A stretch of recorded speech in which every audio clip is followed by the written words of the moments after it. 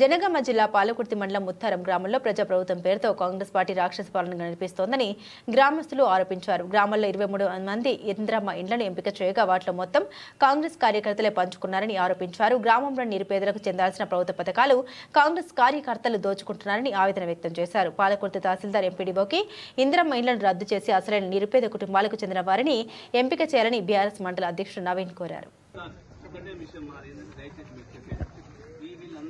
ముత్తారం గ్రామానికి వచ్చేసారు.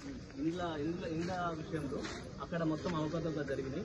మీరు గ్రామ సభ ఎంపిక చేస్తా అని చెప్పారు. గ్రామ సభ పెట్టకుండా డైరెక్ట్ గా అక్కడ 150 మంది అర్హులు ఉంటే మిగతా వాళ్ళందరికీ తీసేసి వాళ్ళు కావాలని వ్యక్తిగతంగా ఎవరి దగ్గర ఉన్న వాళ్ళు, ఇంతకుముందు ఇండ్లు వచ్చిన వాళ్ళు, ఇంతకుముందు భూములు ఉన్న వాళ్ళు, జాగాలు ఉన్న వాళ్ళు వాళ్ళందరికీ మాత్రమే తిరిగి పెట్టిందట.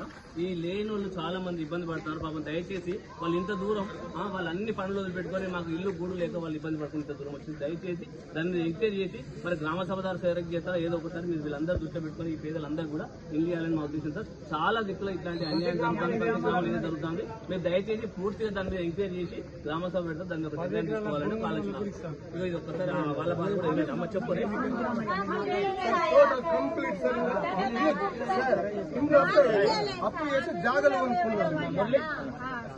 మేడం చెప్పండి. అంటే భూములకు ఇచ్చారా?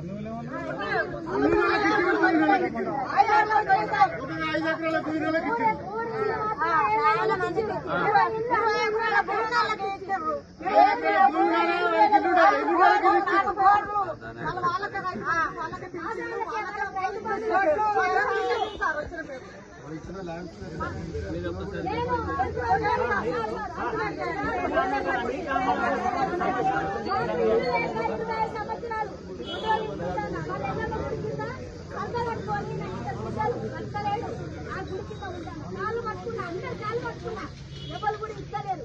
అందువల్ల మా బాధ అర్థం చేసుకొని మమ్మల్ని ఎప్పుడైనా